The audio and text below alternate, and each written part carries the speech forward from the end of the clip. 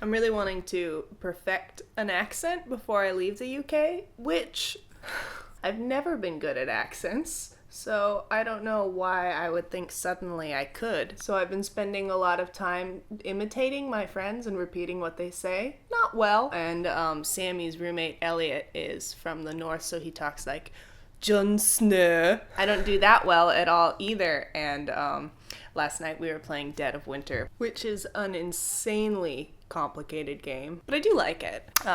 So we were playing Dead of Winter, and not part of the official game, but part of our experience was making up backstories for all the characters. There's these character cards you play with, and one of my characters was James, the sheriff, and his brother, he don't talk too much, but it's all he's got left. So I was doing that. Now that's actually 1 billion times better than I did it last night. Still not great. I don't know. It's just so cool when someone can whip out an accent, and be excellent at it. I just want to be cool. Is anyone surprised? So I've talked about this before, but I feel like if I just keep bringing it up in videos like once a year, my life will be better. But I think I have a little bit of facial blindness, and I wish I could be medically diagnosed with this, because then I would feel like less of a butthole if I were actually diagnosed. But basically facial blindness is where you have trouble recognizing facial features and people, and I remember watching a video about it in high school about a guy who had it so bad he couldn't recognize his family. If he was separated from them in a crowd, he'd look around and he'd have to look for what were they wearing, who's blonde, who's about the height. He couldn't recognize someone based purely on their face. And obviously that's not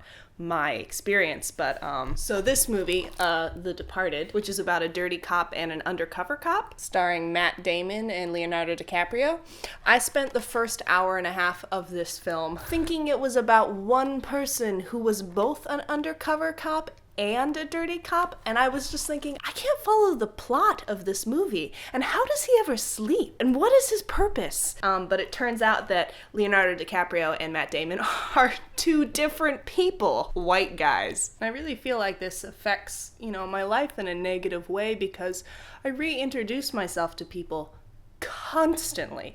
I was telling Candice about this, and she's like, oh, I know. You've reintroduced yourself to my friend 5 times. And it's just like, what are you gonna do? Am I going to explain to every person when I meet them, by the way, if I see you again in different contexts, or if you change your hair, you will be a total stranger to me. So don't take it personally? That's way too much exposition to go into a conversation. Ed, I don't know if you watch my videos, but we met at the Soda Parlor in Nashville and played a game of Mafia together, and then 2 weeks later ran into each other at a charity event, and you could probably see it via the panic in my eyes, but you started talking to me, and I'm like, okay, he's talking familiar, so we must have met before. And I think I overshared because I didn't want to err on the side of being too cold. And after I left, I was like, who was he? How could I possibly have no idea who this person is? And of course, it's because I don't recognize you.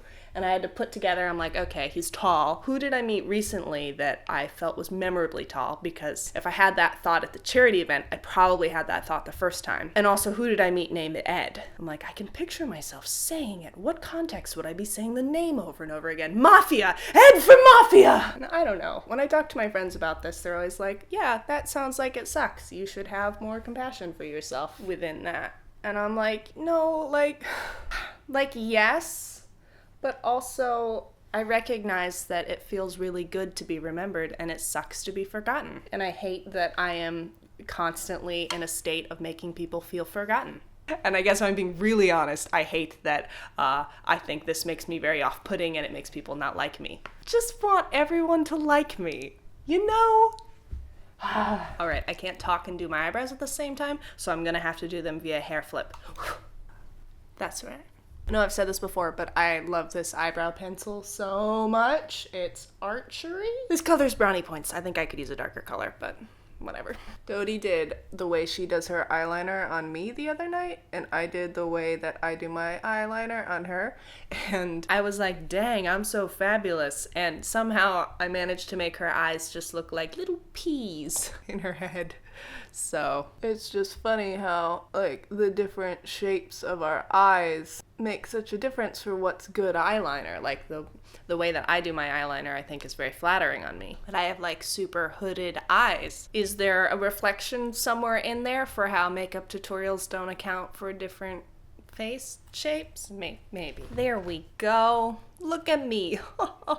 All made up. Muss the hair a little. I think I just made it worse. It's fine. It's fine. There's a party in other side of London tonight, which I'm torn. Like, I want to go, but I also don't want to spend like 2 hours in transit tonight. It's only an hour each way.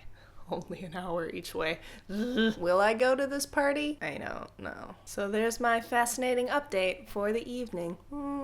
Woof.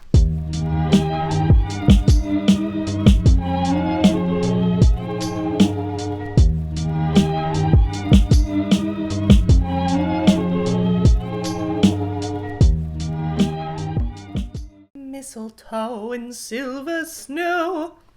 Well, Jon Snow.